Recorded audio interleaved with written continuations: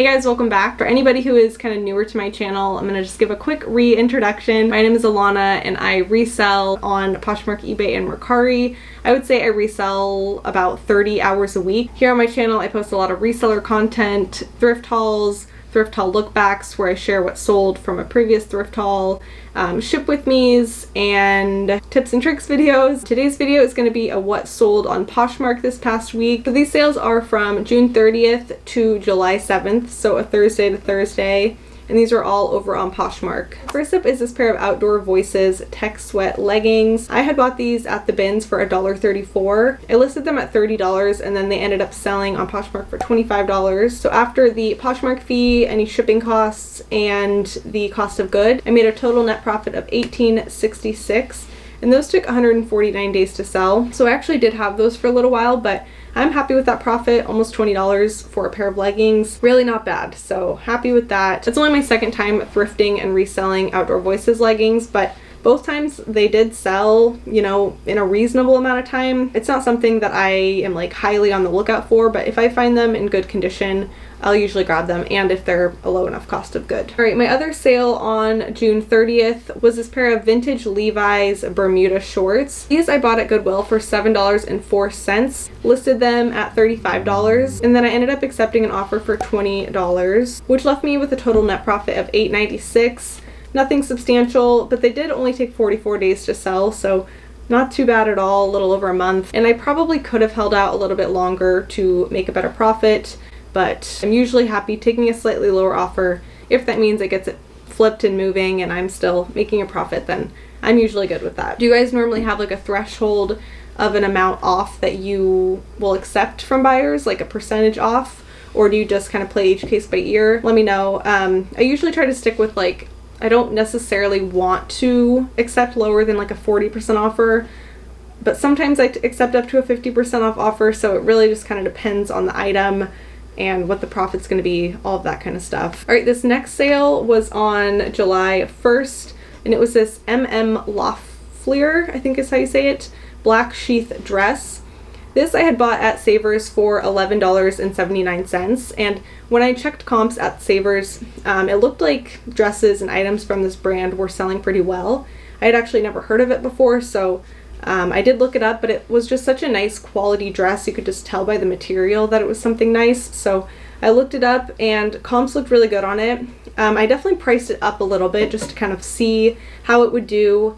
I priced it at $78 and then I ended up accepting an offer for $45, which left me with a total net profit after all cost of goods and fees of $24.21. And it took 43 days to sell, so I was happy with that one, and I actually will definitely be on the lookout for this brand when I'm out thrifting. If you guys find it, I would recommend checking comps and just seeing, and then, you know, potentially picking it up. But I was really happy with how that one performed, and it's always nice to find a new brand that actually does really well, sells pretty quickly, and for a good amount. All right, my other sale on July 1st was this Free People Movement gray long sleeve Henley top. I bought this one at the Goodwill outlet bins for $1.88, and I listed it at $30, and then I accepted an offer for $20 on Poshmark, which left me with a total net profit of $14.12, and that only took 1 day to sell. So Free People Movement, let's actually check really quick. Free People Movement, I feel like always sells so quickly. Okay, yeah, the other Free People item I found recently sold in only 5 days, so that is a brand that does seem to do really well. I will say I do have a like racerback tank top currently in my inventory and listed on Poshmark, a Free People Movement one that has not sold, and it's been at least a few weeks of being listed. So I don't think every single Free People Movement item does like equally as well, but based on the limited experience I have on that brand, it seems like the long sleeves and the jackets tend to do the best and flip the quickest. Then on July 2nd, I made 3 sales. The first was this pair of 7'7" ankle skinny jeans, and this pair of jeans I actually, when I had thrifted it, thought it was 7 for All Mankind. I didn't know this brand at the time, that it's like a different brand than 7 for All Mankind, which I thought would do a little bit better, but I had spent $9.99 on this pair of jeans at Savers, and I listed them at $25, and then they sold for $20, which left me with a $6.01 profit. so not great. And then it took 497 days to sell, so well over a year to sell. I don't think I would grab that brand again. Maybe at the bins at some point if it was a good style. They took a long time to sell and I paid too much for them originally, especially for what they ended up selling for. So I, probably would pass on those moving forward. And especially when I realized right away when I got back home that they weren't 7 for All Mankind, they were a different brand.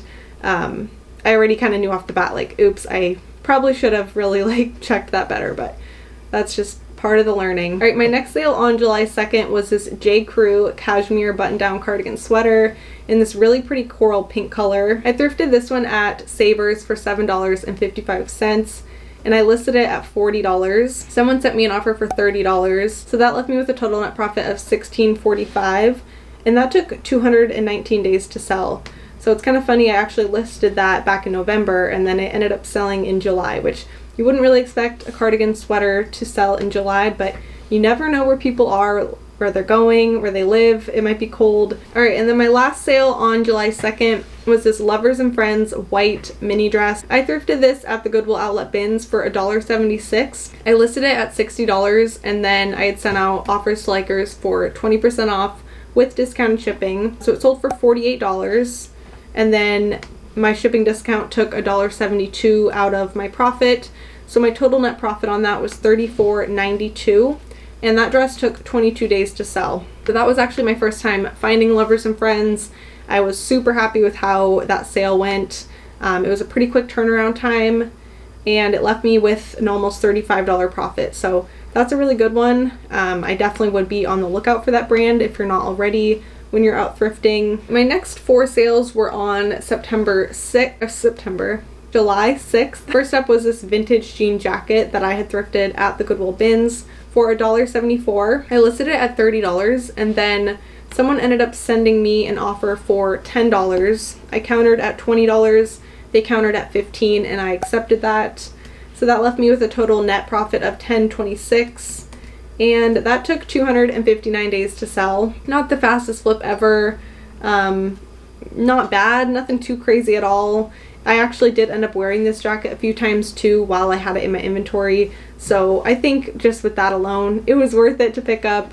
Not a super strong profit. Wouldn't highly recommend being on the lookout, but I did pick that one up for style, and it did eventually sell. So happy with that, left me with a profit. All right, next up was this Forever 21 knit tank top. And this was also a really quick flip because this was from my most recent thrift haul. So I had bought that for $1.88 at the Goodwill outlet bins, and I listed it at $14. Someone sent me an offer for $11, which I accepted, and then that left me with a total net profit of $6.92. So that, was a pretty low profit, which was to be expected for being Forever 21, but it only took 2 days to sell. So that was nice. Lower profits are a little better when it's a quick flip because it's at least quickly happening. It's not like you waited a year for it to sell for a total net profit of $6. So even if it doesn't sell for a lot, if it's going to flip pretty quickly and still leave me with a pretty decent profit, that's still enough of a reason for me to pick it up. Didn't really even have to store it. 2 days, that was in and out so quickly. All right, my next sale on July 6th was this pair of Victoria's Secret pink high-waisted swim bottoms, and I had bought these at the Goodwill outlet bins for $1.48. I listed them at $20, and then I had sent out offers to likers for 20% off with discounted shipping. So the buyer accepted that, and they ended up selling for $16. So then my total net profit was $9.60, and they took 127 days to sell. So just took a little bit for the right buyer to come along, but then once they did, left me with almost $10 for a pair of swim bottoms. Do you guys pick up swimwear when you're out thrifting? And let me know how it does for you, if you think it performs pretty well. I'm curious. I always feel like when I list swimwear, it does always sell. Not always super quickly, but it does seem to always sell if it's like a good style. All right, then my last sale on July 6th was this Madewell Kimball pullover sweater. And I bought this at the Goodwill bins again for $1.26. I listed it at $35, then sent out a 20% off offer with discounted shipping.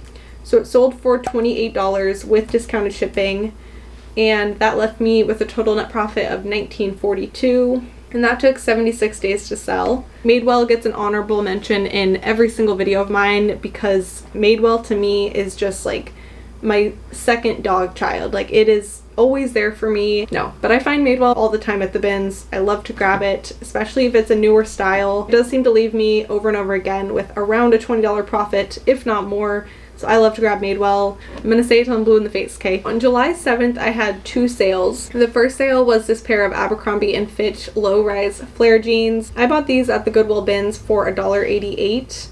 And then I listed them on Poshmark for $30. Someone ended up sending me an offer for $25, so that left me with a total net profit of $18.12, and they only took 1 day to sell, which I would not have expected Abercrombie to move that quickly. So be on the lookout for good styles of Abercrombie & Fitch jeans if the cost of good is low. These were low rise and flare, which are both very in right now, so I think that is the main reason that they sold.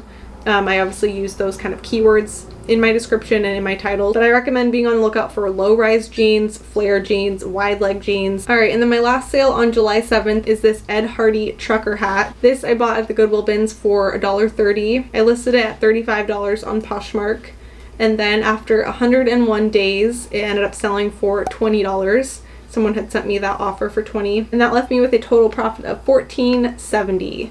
So it took about a little over 3 months to sell. Okay, so breaking down what I did to make those sales over on Poshmark. So I shared my closet every single day. I share my closet about 10 times per day. So it's shared quite a bit throughout the day, and I share using PrimeLister. You can share manually also if you don't have PrimeLister or a sharing service, but definitely sharing your closet daily will, you know, help with sales. I also relisted a lot of my items this past week, so a lot of those were fresher listings and they showed up in the just in section on Poshmark when buyers were looking for items to buy. Anytime I relist a good amount of items in a week, I do notice like the next week sales will be pretty good. So, you know, anytime you can relist some old items and turn them into fresh listings, I think that can really help them sell. I sent out offers to likers. I use the offers to likers feature on PrimeLister. Again, you can also do this manually on Poshmark and just send out offers to anybody who has liked your items. 10% off, 20% off, 30% off. Add a shipping discount in there for a good incentive. So I sent out 20% off offers to everybody who liked an item in my Poshmark closet. And I've also been listing items consistently. So I usually list between 5 and 8 items per day, and that's a mix of new items and old items that I'm relisting. So just as long as new items are coming into my Poshmark closet and I'm relisting old items, sending out offers, sharing my items, all those things combined led to these sales. That's what it all comes down to for me. And then of course just having good titles, good descriptions, good keywords, but those are really the fundamentals, I think, and kind of the basics as far as like what I do on a week-to-week basis to make sales.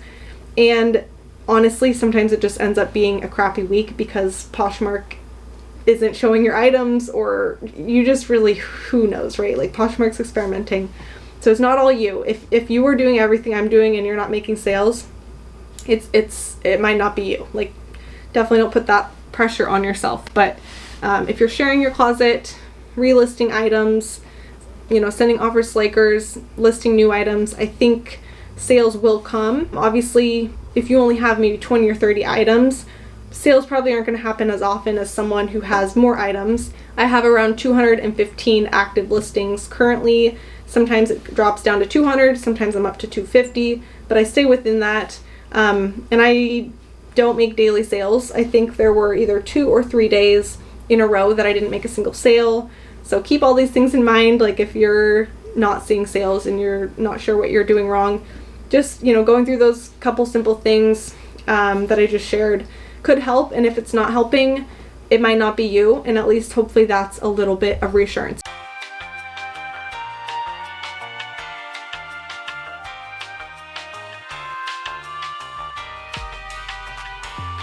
Anyways, I hope you guys are all having a really good week. I hope you enjoyed this video. If you did, please leave a like down below, and I will see you guys in my next video. Bye!